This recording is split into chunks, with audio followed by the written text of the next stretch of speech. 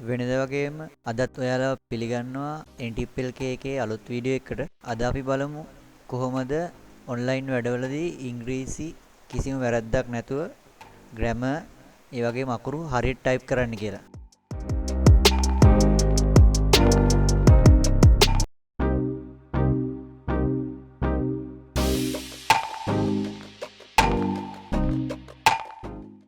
මුලින්ම වෙලා Google එකේ ටයිප් කරගන්න web store කියලා.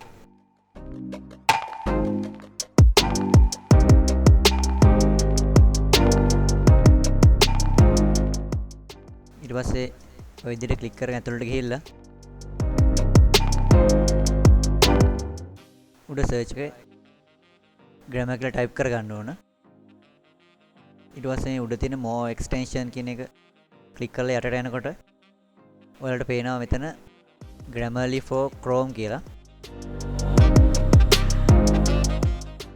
පොඩ යටට ගිහිල්ලා බලන්න වෙලාවකට එක වගේව තියෙනවා.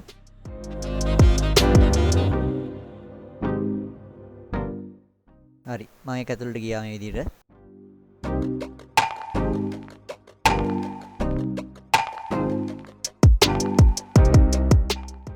ඔයාලට පේනවා එක යූසර්ස්ලා ලොකු සංඛ්‍යාවක් ඉන්නවා. ඒ කියන්නේ අපිට මේක හුඟක් විශ්වාස කරන්න පුළුවන් එකක්. ඒ වගේ මේකේ රිවිව්ස් දාලා තියෙනවා කට්ටිය.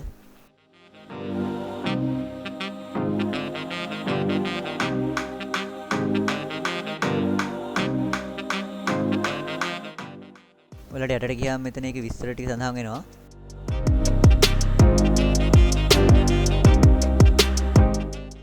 ඔයාලට තියෙන ඉස්සෙ මේ add to Chrome කියන එක ක්ලික් කරන්න ඕන. ඊට පස්සේ උඩින් එන එකටත් ඕකේ කරාම පස්සේ ඒක ඩවුන්ලෝඩ් වෙනවා. පොඩි MB ප්‍රමාණයක් තමයි තියෙන්නේ ඒකට. ඊට පස්සේ ඔයාලට කැමති නම් මේ turn on sync කියන එක ඔබලා ඉවරලා sync කරගන්න පුළුවන්.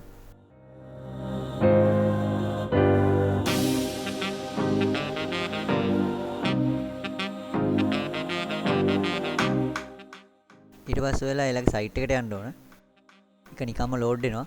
ඊට පස්සේ අපිට මෙතන ඊමේල් එකක් දීලා එයාලගේ account එකක් හදා ගන්න ඕන.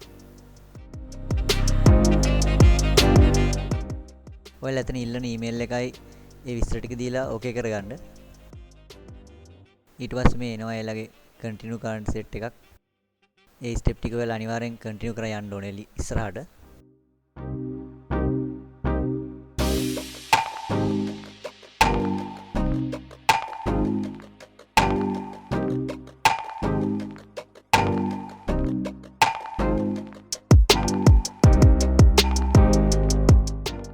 ඒකලට කැමති එකක් දීලා ඉස්සරහට යන්න පුළුවන්. මම මේ විදිහට කන්ටිනියු කරගන්නවා. ඔයාලට මෙතන ප්‍රීමියම් version එකයි ෆ්‍රී version එකයි තියෙනවා. ෆ්‍රී version එක හොඳටම ඇති.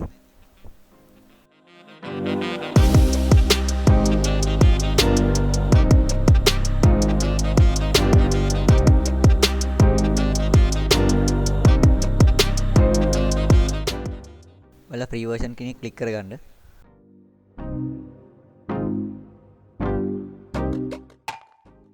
ඊට පස්සේ සයිට් එක ලෝඩ් වෙලා මෙන්න මේ වගේ තැනකට වෙලා එනවා.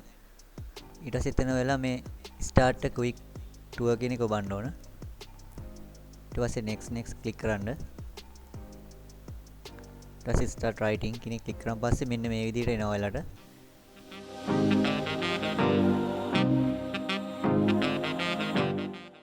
ඔයාලට පේනවා මෙතන මේ රතු පාටින් යටින් ඉරක් වෙදලා තියෙන වචන සමහරක් අය වැරදි.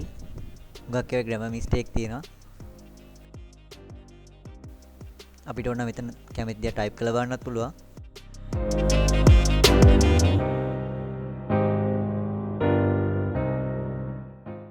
ඔයාලට තියෙන්නේ ක්ලික් කරපුවම පස්සේ දකුණත පැත්තෙන් පේන කොළ පාටින් හරි වචන එනවා. ඒක ක්ලික් කරාම ඒක හරියනවා.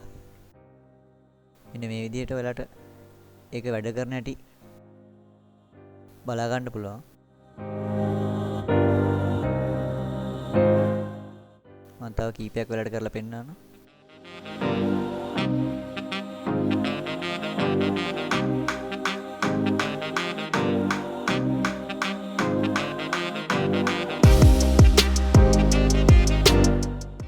ගොඩක් අමාරු නෑ. ඔයාලගේ ඔන්ලයින් වැඩ ගොඩක් ලේසියෙන් මේ විදිහට කරගන්න පුළුවන්. මම හිතනවා මේක ඔයාලා ගොඩ දෙනෙක්ට උඟක් ප්‍රයෝජනවත් වෙයි කියලා. ඔයාලට මේ වගේ එක්ස්ටෙන්ෂන් එකක් ඇඩ් කරගත්තන් පස්සේ මෙන්න මේ විදිහට මෙතන more tools වල extensions කෙනෙක් ක්ලික් කරලා ඇතුළට ගිහින් ඒවා on off කරන්න වගේම remove කරන්නත් පුළුවන්. මෙන්න මෙතන ක්ලික් කරන් පස්සේ remove කරන්න පුළුවන්. ඒ වගේම මේක on off කරගන්නත් අපිට පුළුවන්. මම හිතනවා අද ඔයාලට මේ ගෙනාව වීඩියෝ එක ගොඩක් වැදගත් වෙයි කියලා.